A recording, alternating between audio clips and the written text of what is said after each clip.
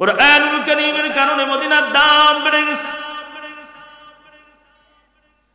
কুরআনুল কারীমের মক্কার দাম, মদিনার কারণে কুরআনুল কারীমের কারণে মাদ্রাসার দাম, কুরআনুল কারীমের উলামায়ে কেরামের দাম। এই কুরআনুল কারীমকে যে ব্যক্তি মহব্বত করবে, সিনায় ধারণ করবে, শুধু দুনিয়াতেই দাম না, আখিরাতের ময়দানে আল্লাহ পাক দুলামিয়ার মতো জান্নাতে পৌঁছায় দিবে। কুরআনুল কারীমকে সিনায় ধারণ করা লাগবে, কুরআনুল কারীমকে মহব্বত করা লাগবে। আব্দুল্লাহ ইবনুল মুবারক রাহমাতুল্লাহি আলাইহি কাবা ঘরের দরজার সামনে দাঁড়াইয়া হজের মৌসুমে হাজী সাহেবদেরকে ডাক দেয়া বলে, এ রে হাজী সাহেবের দাম, আর দেরি করো না, আসো আমার সামনাসামনি হাজির হও। সমস্ত হাজী সাহেবরা হাজির হয়ে গেল। আব্দুল্লাহ ইবনে মুবারক রাহমাতুল্লাহি আলাইহি হাজী সাহেবদেরকে ডাক দেয়া বললেন, তোমাদেরকে ডাক দিয়েছি শুধুমাত্র কেবলমাত্র একটা ঘটনা তোমাদের সামনে বর্ণনা করার জন্য। সমস্ত হাজী সাহেবের দলেরা উৎসুক হয়ে আব্দুল্লাহ ইবনে মুবারক রাহমাতুল্লাহি আলাইহি চেহারার দিকে তাকায় আছে আর জিজ্ঞাসা করে, আব্দুল্লাহ ইবনে মুবারক ঘটনাটা কি জানতে চাই? আব্দুল্লাহ ইবনে মুবারক রাহমাতুল্লাহি আলাইহি ডাক দিয়ে বলেন, এ রে আল্লাহর বান্দারা শোনো, আমি আজকে দুপুর বেলায় যখন খানা পিনা শেষ করে, জোহরের নামাজ পড়ে খানা শেষ করে কাবা হাতিমের মধ্যে একটু কাইলুলা করতেছিলাম, একটু শুয়েছিলাম, হঠাৎ করে দেখি আমার চোখের মধ্যে কেমন জানি রে ঘুম এসে গেল। কাবা হাতিমের মধ্যে শুয়ে আছি, কেমন জানি আমার চোখের মধ্যে ঘুম আসলো। ঘুমের ঘরে একটা ঘটনা ঘটে গেল। লোকজন আশ্চর্য হইয়া জিজ্ঞেস করলেন, ও গো আল্লাহর ওলি, জানতে চাই ঘুমের মধ্যে কি ঘটনা ঘটছে, তাড়াতাড়ি বর্ণনা করেন। আব্দুল্লাহ ইবনুল মুবারক রাহমাতুল্লাহি আলাইহি ডাক দেয়া বলেন, এ হাজী সাহেবের লোকেরা, হাজী সাহেব, এ আল্লাহর বান্দারা শোনো, আমি যখন কাবা হাতিমের মধ্যে ঘুমাচ্ছি, ঘুমের ঘরে স্বপ্ন দেখি মদিনাওয়ালা আমার সামনে হাজির হয়ে গেছে। মদিনাওয়ালা আমার সামনে হাজির হইয়া ডাক দেয়া বলে, এ আব্দুল্লাহ ইবনুল মুবারক, এ আব্দুল্লাহ ইবনে মুবারক, দেরি করো না, তাড়াতাড়ি হা করো, আমার নবতী হাত দিয়ে তোমার মুখের মধ্যে একটু খেজুর দিতে চাই। আব্দুল্লাহ ইবনুল মুবারক রাহমাতুল্লাহি আলাইহি হা করলো। পয়গম্বরের নবতী পবিত্র হাত দিয়া আব্দুল্লাহ ইবনে মুবারক রাহমাতুল্লাহি আলাইহির মুখের মধ্যে খেজুর দিলেন। আব্দুল্লাহ ইবনে মুবারক রাহমাতুল্লাহি আলাইহি ঘুমের মধ্যে চাবাইতেছেন, খাইতেছেন, হঠাৎ করে কেমন জানি রে তার ঘুম ভেঙে গেল। কিন্তু আশ্চর্য রে, ঘুম থেকে উঠে দেখে পয়গম্বরের স্বপ্ন দেওয়া খেজুরের বিচি এখনো আব্দুল্লাহ ইবনে মুবারকের মুখের মধ্যে দেখা যায়। আব্দুল্লাহ ইবনে মুবারক রাহমাতুল্লাহি আলাইহি মুখ থেকে খেজুরের বিচিখানা বাগিন করলেন। বিচিখানা বাগিন করে দিন আশ্চর্য হয়ে গেলেন, কি ব্যাপার, সাধারণ বিচির মতো দেখা যায় না, কেমন যেন স্বর্ণের কালার দেখা যায়। সুবহানাল্লাহ বলেন, বলেন, কেমন জানি স্বর্ণের মতো দেখা যায়। এটা আসলে স্বর্ণ কিনা এটা যাচাই করার জন্য আমি একটু সামনের দিকে অগ্রসর হইলাম। এই মক্কার ভিতরে যত বড় বড় স্বর্ণকারের দোকান আছে আমি সেখানে গিয়ে যাচাই করলাম এটা আসলে স্বর্ণ কিনা। ছোট্ট একটি দোকানে গেলাম, স্বর্ণকারের দোকানে।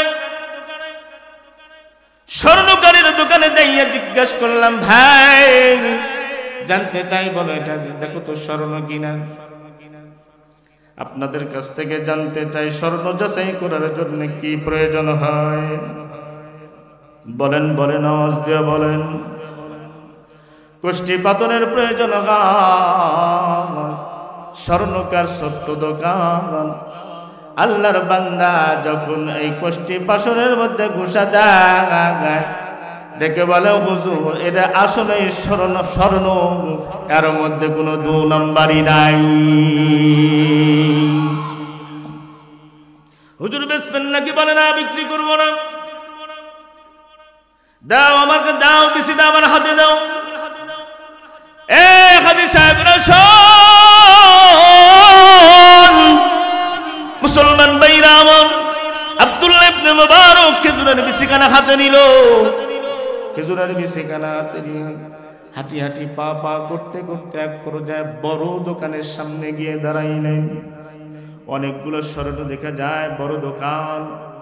এই দোকানদারকে জিজ্ঞেস করলেন, ভাই এই যে দেখেন এই খেজুরের বিচিখানা স্বর্ণের মতো দেখা যায়, এটা আসলে স্বর্ণ কিনা জানতে চাই, একটু যাচাই করে দেখেন, একটু বলে দিলে ভালো হয়।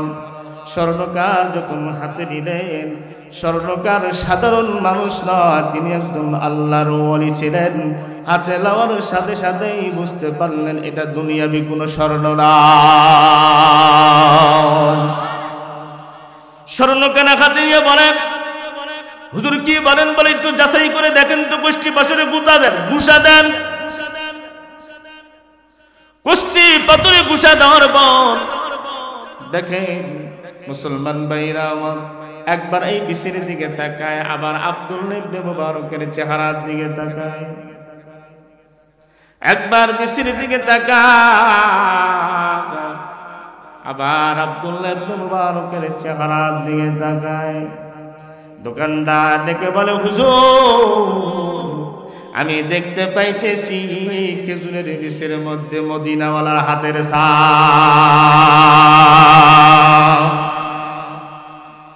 এই খেজুরের বিচির মধ্যে মদিনাওয়ালা হাতের ছাপ দেখা যায়।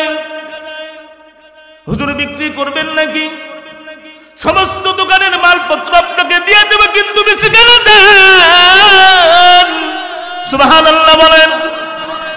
আপনি যা চান আপনাকে তাই দেওয়া হবে, কিন্তু বিচিখানা যদি আপনি আমার দেন আমি ধন্য হয়ে যাব।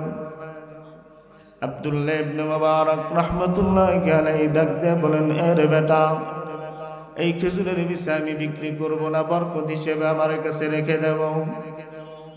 হাজী সাহেবদেরকে ডাক দিয়ে বলে, রে হাজী সাহেবের দলের আসন,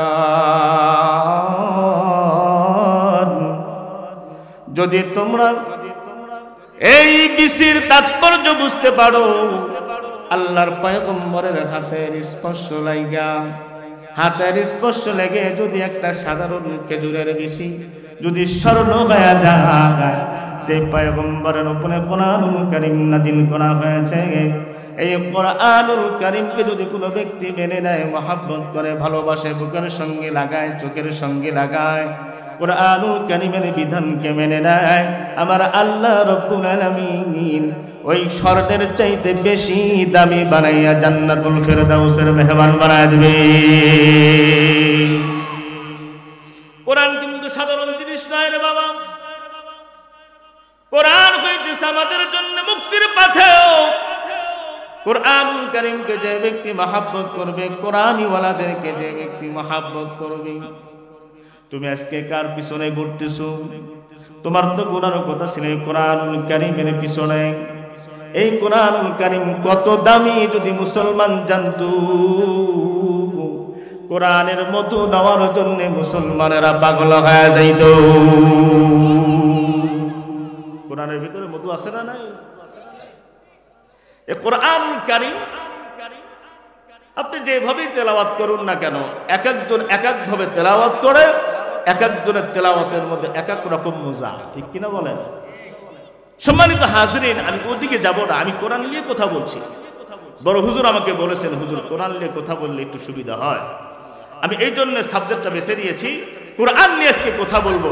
বলুন তো দেখি কোরআনের দাম আছে না নাই? আওয়াজ দিয়ে বলতে হবে, সিংহের মতো বলেন আছে না নাই? আরো জোরে বলেন, আরো জোরে বলেন আছে না নাই? এই কোরআনুল কারীমের দাম আছে। এই কোরআন আছে তো আসমান আছে, কোরআন আছে তো দুনিয়া আছে, কোরআন আছে তো জমিন আছে। কোরআন নাই, আসমান নাই, কোরআন নাই, জমিন নাই, কিছু নাই। এই কোরআন কত দামি আপনি জানেন? এই কোরআনের ওজন কত আপনি জানেন? একটু কান্নি খাড়া করে শুনেন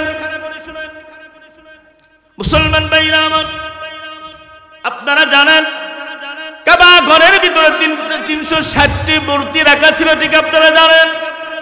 একসময় ছিল না? 360টি মূর্তি রাখা ছিল কাবার ঘরের ভিতরে। পয়গম্বর আরবি সাল্লাল্লাহু আলাইহি ওয়াসাল্লাম যখন মক্কা বিজয় হয়ে গেল, আলীকে সাথে নিয়ে সেই কাবা ঘরের মধ্যে প্রবেশ করলেন। কাবা ঘরের মধ্যে ঢোকার পর দেখে 360টি মূর্তি রাখা। এই 360টি মূর্তিকে ভেঙে ফেলার জন্য প্রস্তুত নিলেন আল্লাহর পয়গম্বর রাদিয়াল্লাহু আনহু। দুজনে মিলে ভাঙতেছেন, ভাঙতে ভাঙতে ভাঙতে ভাঙতে সব মূর্তি ভেঙে ফেলে দিল, কিন্তু একটা মূর্তিকে ভাঙ্গা যায় না। এই মূর্তিটা অনেক উঁচুতে আছে। আল্লাহর পয়গম্বর সাল্লাল্লাহু আলাইহি ওয়াসাল্লাম ডাক দেয়া বলে, আলী রে, এই মূর্তিখানা ভেঙে ফেলে দিতে হলে আমি এখানে বসবো, তুমি আমার ঘাড়ের উপরে বসো, মূর্তিখানা ভেঙে ফেলে দাও। আল্লাহর পয়গম্বর সাল্লাল্লাহু আলাইহি ওয়াসাল্লাম আলীকে ডাক দিয়ে বললেন, আলী, আমি এখানে বসবো, তুমি আমার ঘাড়ের উপরে পা রেখে মূর্তিখানা ভেঙে ফেলে দিবা। মুসলমান ভাইয়েরা আমার, খুব মনোযোগ দিয়ে শুনবেন। হযরত আলী রাদিয়াল্লাহু আনহু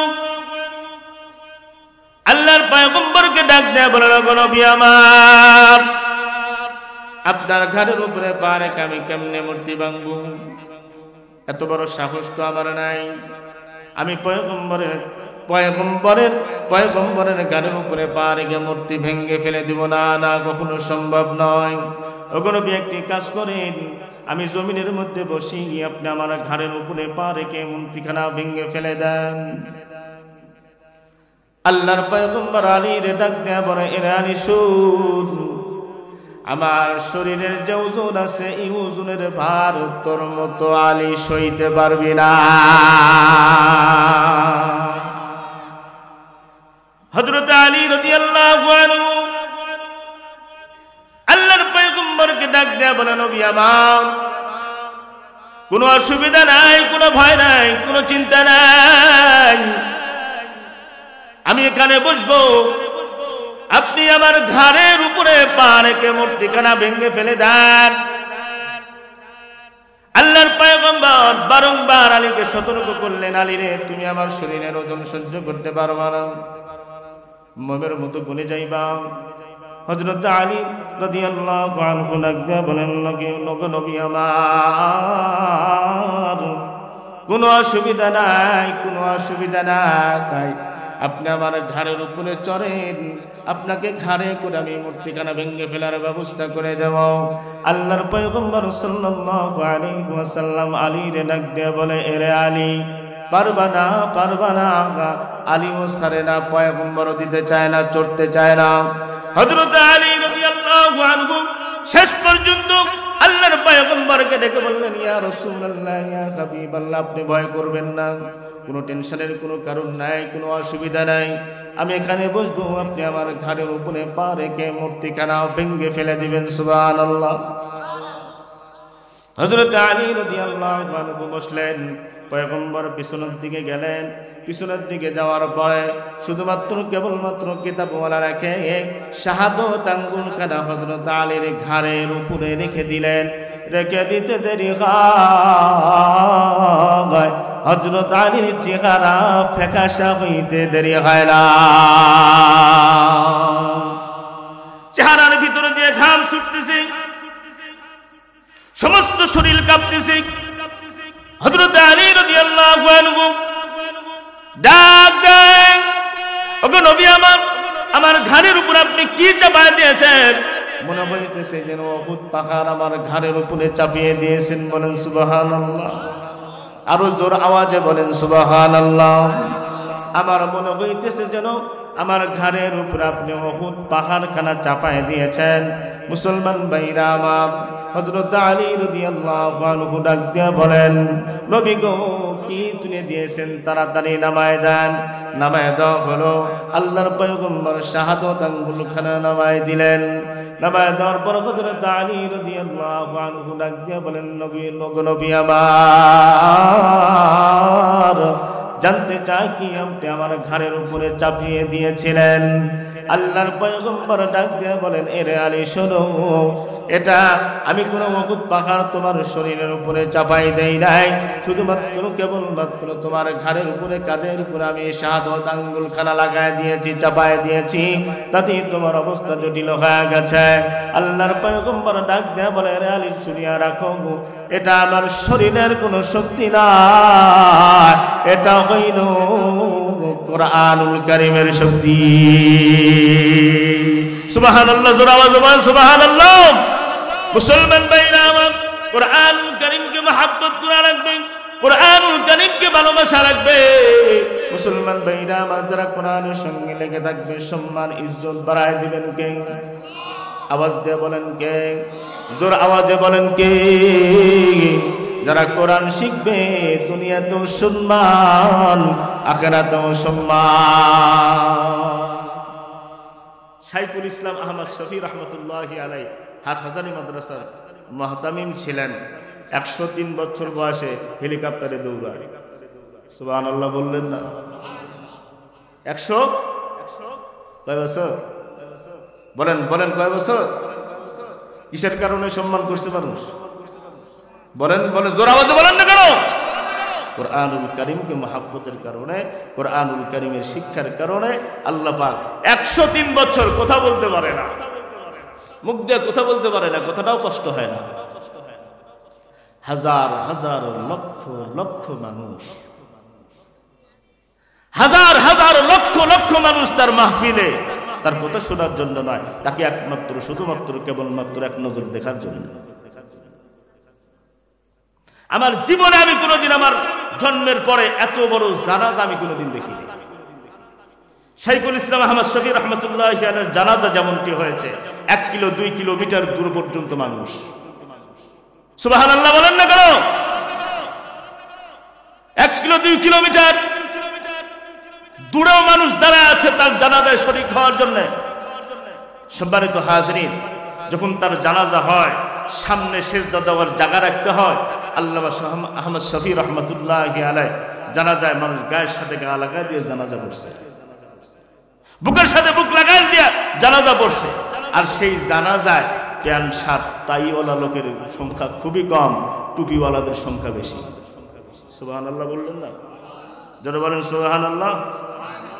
যে যেমন তার জানাজায় তেমন, ঠিক কিনা বলেন? ওলামায়ে কেরামের জানাজায় আর ওলামায়ে কেরাম বেশি। প্যান্ট শার্ট টাই পরা লোক মারা গেলে তার জানাজায় টাকনুর নিচে কাপড় পরা লোক বেশি।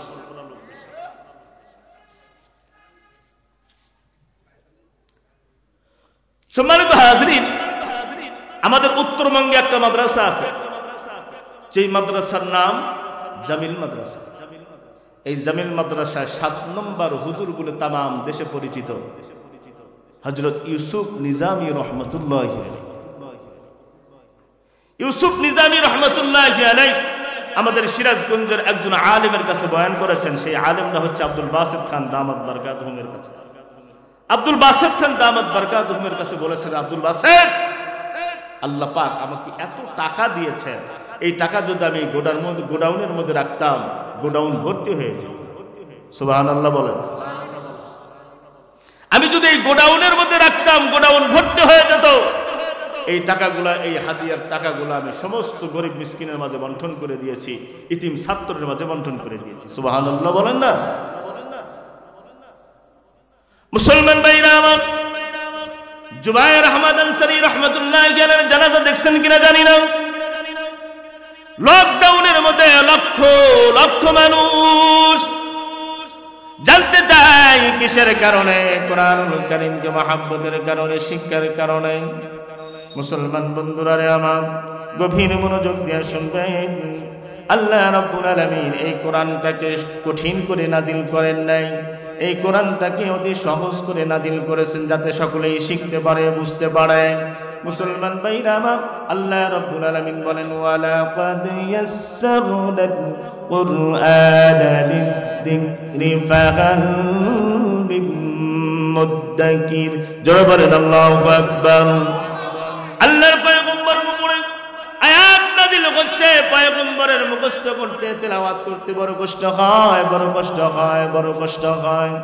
আল্লাহ রাব্বুল আলামিন আয়াত নাযিল করে পয়গম্বরকে জানায় দিলেন, ওগো নবী আপনার কষ্ট করা লাগবে না, আমি আল্লাহ রাব্বুল আলামিন ওয়ালাকাদ ইয়াসসারনাল কুরআনা লিযিকরি ফাহাল মিন মুদ্দাকির, আমি আল্লাহ রাব্বুল আলামিন কোরআনকে অতি সহজ করে নাযিল করেছি, আপনি খালি মুখ নাড়াবেন, আমি আল্লাহ রাব্বুল আলামিন আপনার সিনায় আমি আল্লাহ রাব্বুল আলামিন রেকর্ড করে দেব। জোরে বলেন সুবহানাল্লাহ।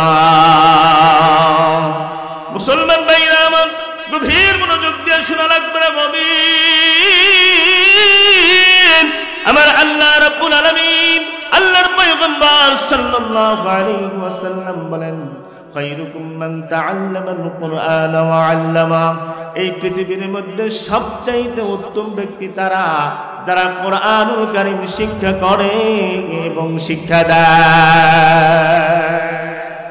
চাষটলের মধ্যে বসে থেকে গল্প জারে, চাষটলের মধ্যে বসে থেকে গল্প জারে। আমার এক ছেলে এমএ পাস, আমার এক ছেলে লয়ার, আমার এক ছেলে অ্যাডভোকেট, ইঞ্জিনিয়ার, গল্প জারে। আরে গর্ব তো করবে সেই বাবা যেই বাবার সন্তান কোরআনের হাফেজ।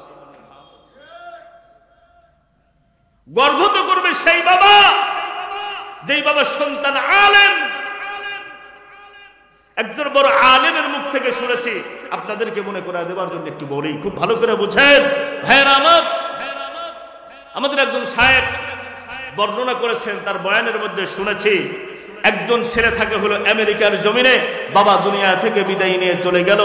4 দিন পরে তার বাবার জানাজায় শরীক হওয়ার জন্য তিনি দেশে আসলেন। আইসিইউতে রাখা হলো, তিনি আসলেন।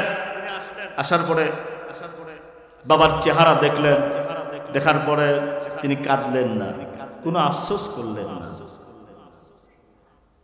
আল্লাহর বান্দা ঘরের মধ্যে গেলেন, ঘরের মধ্যে যাওয়ার পরে সকলেই তাকে ধরে কাঁদে, তোমার বাবা চলে গেছে, কান্নাকাটি করছে, কিন্তু ওই আল্লাহর বান্দা চোখে পানি নাই। জানাজা শুরু হয়ে গেল, খবর দেওয়া হলো তাড়াতাড়ি জানাজা করার জন্য তাড়াতাড়ি মাঠে চলে আসেন। কাতারবন্দি হয়ে দাঁড়িয়ে গেলেন, সকলেই দাঁড়িয়ে গেলেন।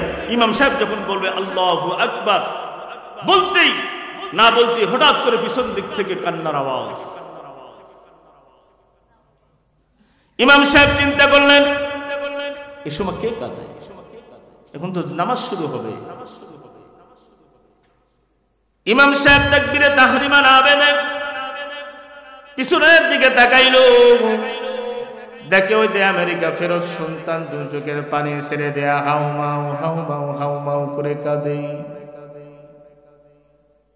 হুজুর এসে সান্ত্বনা দেয়, বাবা চিন্তা করিস না, বয়স হয়ে গেলে মানুষ তো দুনিয়া থেকে চলে যাবে রে, আসার সিরিয়াল আছে, যাওয়ার কোনো সিরিয়াল নাই। আসার সিরিয়াল আছে, যাওয়ার কোনো সিরিয়াল নাই। কেঁদো না, কেঁদো না, তোমার বাবার জন্য তুমি কাঁদতেছো, আফসোস করতেছো, আমি বুঝতে পারছি। আমেরিকা ফেরত ওই ছেলেরা কিন্তু সাধারণ কোনো শিক্ষিত না, বড় বাংলাদেশি ডিগ্রিধারী একটি সন্তান। ডাক দেয়া বলে, হুজুর আমার বাবা দুনিয়া থেকে চলে গেছে, এই কারণে আমি কাঁদি না। আমার বাবা মারা গেছে, আমি এই জন্য কাঁদি না। বলে কেন কাঁদো? বলে আমার বাবা আমার জন্য সারাটা জীবন কষ্ট করেছে, জাগতিক শিক্ষা আমারে দিয়েছে, আমার বাবা আমার দিক থেকে বড় সফল বাবা। কিন্তু আমার বাবা জীবনে কোনোদিন আমাকে কোরআনের শিক্ষা দেয় নাই, হাদিসের শিক্ষা দেয় নাই। আমি কিভাবে বাবার কবরের পাশে দাঁড়াইয়া, জানাজার সামনে দাঁড়াইয়া কেমনে সানা পড়তে হয়, দরুদ শরীফ পড়তে হয়, কেমনে জানাজার দোয়া পড়তে হয়, হুজুর ওই সত্যার কসম করে বলে আমি জানি না। আমি যখন জানলাম আল্লাহু আকবার বলবেন, আমি চিন্তা করতেছিলাম, হায় আমার বাবার জানাজা আমি কিভাবে পড়বো, আমি তো কোনো দোয়া দরুদ জানি না, আমি সানা পড়তে পারি না। সুবহানাকাল্লাহুম্মা ওয়া বিহামদিকা ওয়া তাবারাকা ইসমুকা ওয়া তাআলা জাদ্দুকা ওয়া জাল্লা থানাউকা ওয়া লা ইলাহা গায়রুক। আমি তো সানা পড়তে পারি না। এরপরে দরুদ শরীফ পড়। আমার বাবা আমার জাগতিক শিক্ষা দিয়েছে, কিন্তু কোরআনুল কারীমের শিক্ষা দেয় নাই। ও হুজুর জানতে চাই আমার বাবার জানাজা আমি কেমনে পড়াবো, আমি তো জানাজা করতে জানি না। হায় রে গোপাল খারাপ, দেখেন ছোট্ট ছোট্ট বাচ্চারা কেমনে জানাজা পড়তে হয় আপনাদেরকে দেখায় দিল, দেখায়নি কেমনে জুমার নামাজ আদায় করতে হয়, শুরু থেকে শেষ পর্যন্ত দুটি খুতবা শোনায় দিল, কেমনে নামাজের মধ্যে কোন সূরা পড়তে হয় সেটাও দেখায় দিল। এখানে যদি কোনো মুরব্বীকে জিজ্ঞাসা করি, বাজান আপনি একটু সূরা ফাতিহা ঠিকমতো পড়েন তো দেখি, আমার মনে হয় 100-র মধ্যে 90 জনই সূরা ফাতিহা শুদ্ধ করে পড়তে পারে না। একটারে ধরে বললাম, ভাইজান নামাজের দোয়া দরুদ জানেন? বলে বলেন কি হুজুর, কবে শিখছি? বলে কোথায় শিখছেন? বলে ওই যে দোয়ার বই আছে, নুরানি শিক্ষার বই, বাংলা দিয়া পড়ে মুখস্থ করছে। বাংলা দিয়া পড়লে কি সই শুদ্ধ হয়? বলেন বলেন, বাংলা দিয়া যদি কেউ দোয়া দরুদ মুখস্থ করে সুশুদ্ধ হবে? আমি বললাম, ভাই কেমন মুখস্থ করছেন? আলাম তারা সূরা মুখস্থ আছে? বলে হ্যাঁ হুজুর। কবে মুখস্থ করছি? 20 বছর আগে। যদি আপনি শুনতে চান আমি শোনাই দেব। আল্লাহর বান্দার আলাম তারা শুনলাম, আমি শুনে তো টাসকি লেগে গেছি, মাদার হওয়ার উপক্রম হয়ে গেছে আমার। পরেটা কি, কত বছর হলে নামাজ পড়ছে। আহারে মুরব্বী সূরা আলাম তারা সূরা ফিল পড়তে পারে না।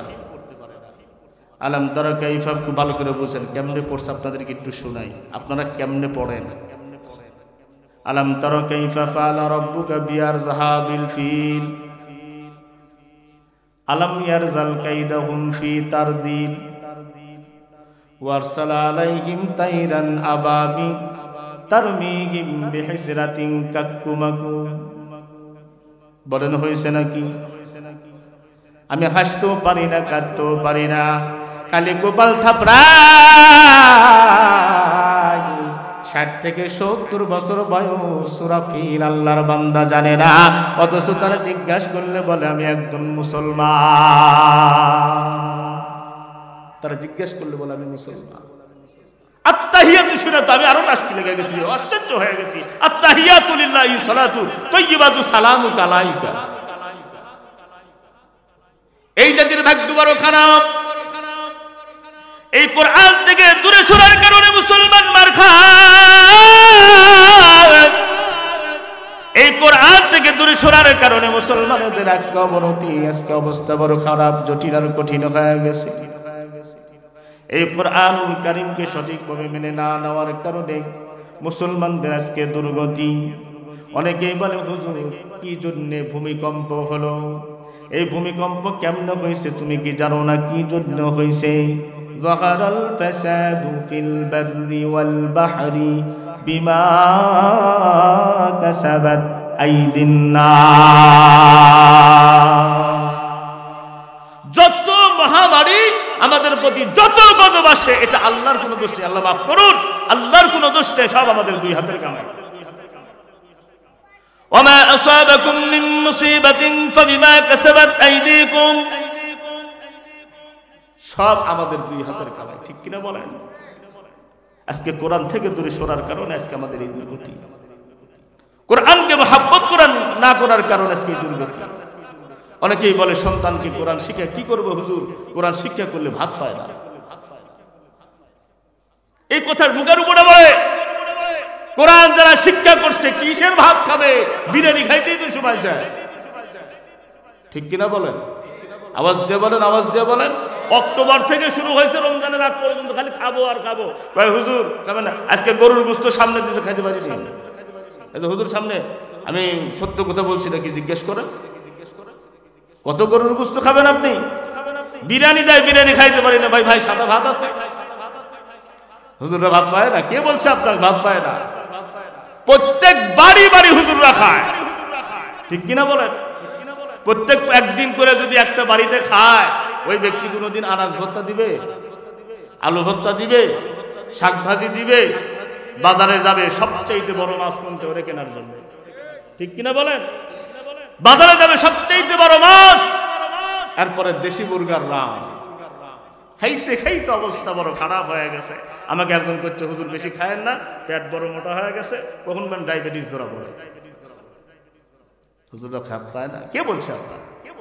আপনার সন্তানটাকে আপনি কোরআনের হাফেজ বানান, আলেম বানান, কিয়ামতের ময়দানে নূরের মুকুট আপনাকে পরায় দেওয়া হবে। নূরের মুকুট পরায় দেওয়া হবে আপনাকে। কিয়ামত বেশিরা ডাক দেয়া বলবে নাকি কোন নবী না রাসূল? উপর থেকে আওয়াজ আসবে না, এটাও কোন কোরআনের হাফেজদের বাবা মা। সুবহানাল্লাহ বলেন, জোরে বলেন সুবহানাল্লাহ। কঠিন কিয়ামতের ময়দানে বাবাকে ডাকবে, মাকে ডাকবে, ডাকার পরে এমন নূরের টুপি পরানো হবে যে নূরের টুপির আলোতে কিয়ামতের মাঠ আলোকিত হয়ে যাবে।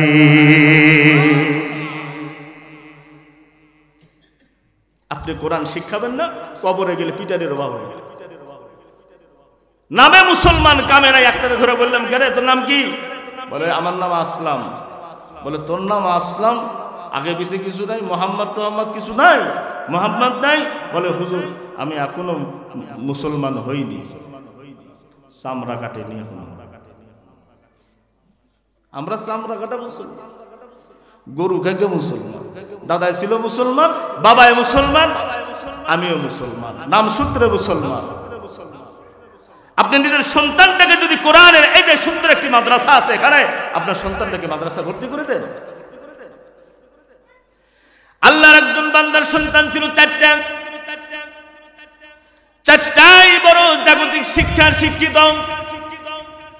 একজন এমএ পাস, একজন ইঞ্জিনিয়ার, একজন অ্যাডভোকেট। মুসলমান ভাইরা আমার, একজন জজ, দেশে না বিদেশের জমিনে।